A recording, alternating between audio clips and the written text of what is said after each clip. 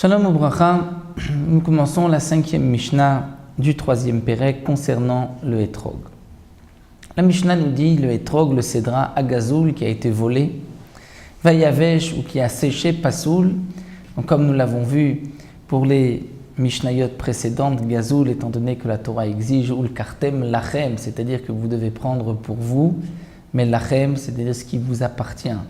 Le Hétrog qui a été volé ne nous appartient pas, on ne peut pas s'acquitter de la mitzvah avec un Hétrog volé. De même pour le Hétrog Yavesh qui a séché, puisqu'il a séché, il n'est pas Hadar, et c'est à propos du Hétrog que la Torah nous dit Peri Etz Hadar, c'est-à-dire le fruit Hadar qui est beau.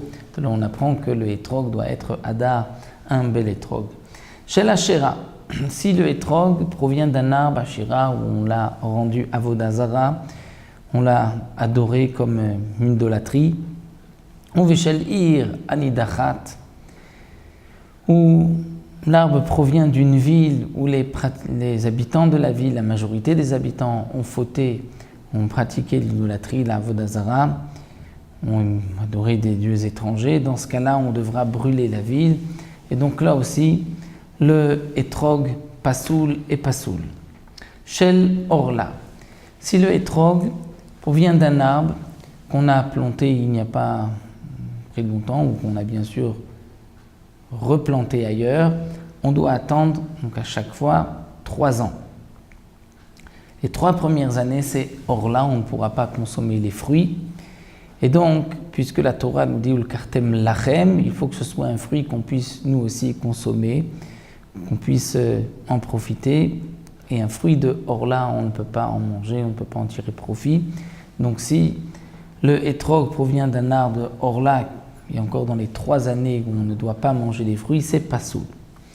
Dans le cas où le Hétrog est Shel Terumat Mea, c'est-à-dire qu'on a un champ de Hétrogim, on a ramassé plusieurs Hétrogim, on a prélevé la terouma, donc ce prélèvement qui est donné au Kohanim, mais ensuite le fruit est devenu impur. La terouma tmea ne peut pas être consommée par le Kohen. Donc c'est pasoul là aussi, puisque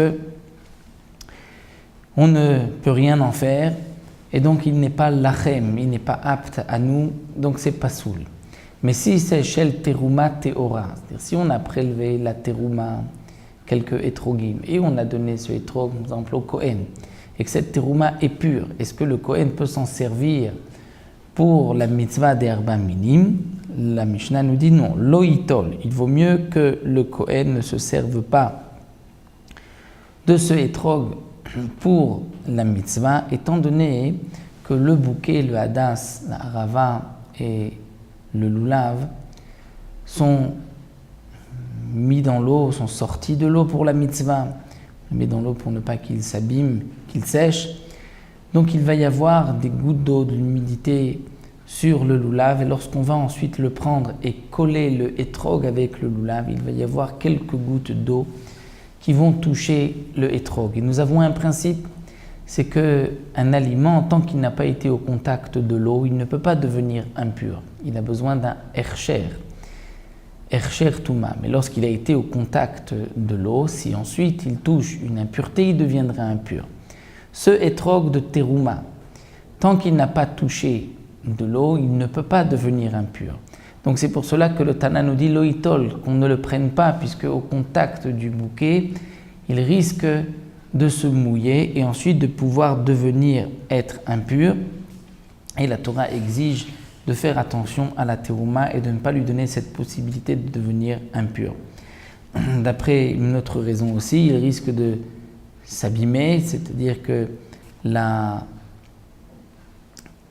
avec le toucher, avec les mains, on va abîmer la couche extérieure du Hétrog. Et donc, de cette manière, on abîme, on rend inconsommable cette partie du Hétrog, et puisque c'est de la terouma, nous n'avons pas le droit, puisque la terouma doit être entièrement réservée à la consommation. Donc un Hétrog de terouma, même si le Hétrog est pur, l'oïtol, on ne le prendra pas pour les 2 raisons que nous avons vues. Ve'im natal, kasher, mais si malgré tout on a pris ce Hétrog, c'est kasher, étant donné que le Kohen peut manger, donc il est appelé lachem. Shel Dmai. Dmai, c'est-à-dire que c'est une récolte, donc des etrogim qu'on a acheté d'un Hamaharetz, d'un ignorant. On ne sait pas est-ce qu'il a prélevé la terouma ou pas. Bet Shammai disent poslim, c'est pas soul, on ne peut pas l'utiliser. Pourquoi? Parce que peut-être que le Hamaharetz n'a pas prélevé les trumot ou maasrot. Bet Hillel marchirim, Bet Hillel dit c'est kasher. Pourquoi? Parce que nous avons un principe, d'après Bet Hillel, qu'un pauvre n'a pas besoin de prélever la terouma sur une récolte appelée dmaï, achetée d'un hamaharetz, d'un ignorant. C'est-à-dire que bien que ce n'est qu'une halakha midirabanan de prélever la terouma et le maaser lorsqu'on a un troumat maaser et le maaser rishon, lorsqu'on a acheté d'un hamaharetz, d'un ignorant, une récolte, malgré tout les chachamim ont permis pour les pauvres, puisque les pauvres n'ont pas toujours de quoi manger, donc ils auront permis de manger le dmaï sans prélever tous ces prélèvements de trumot ou maasrot. Et donc d'après Bet Hillel, puisque le pauvre peut en profiter, c'est donc kasher pour tout le monde. Shel maaser sheni birushalayim. Si nous avons un etrog qui est maaser sheni, c'est-à-dire encore un homme a un champ de etrogim, il a prélevé la terouma, il a prélevé le maaser rishon, et il a prélevé le maaser sheni qui devait être monté et mangé à Yerushalayim. Donc il a monté quelques etrogim à Yerushalayim pour les manger et il veut s'acquitter de la mitzvah. Est-ce qu'il pourra ou pas? Non, lo yitol, il ne pourra pas. V'im natal kasher. Mais s'il l'a pris, c'est kasher. Et donc là, c'est pour la même raison que la terouma, parce que au contact de l'eau, donc on va permettre à ce maaser sheni de devenir impur par la suite, ce qu'on ne peut pas pour le maaser qu'on doit garder en état de pureté. Et im natal, si malgré tout on l'a pris, kasher c'est kasher, puisqu'il est lachem, il est à vous, puisqu'il peut être mangé. Donc ça, ce sont les dynim d'une manière générale du etrog, et nous verrons les psulim dans la Mishnah Vav du etrog lui-même, sur le etrog, s'il est fêlé, s'il est cassé, s'il y a des points noirs, ça nous le verrons dans la 6e Mishnah.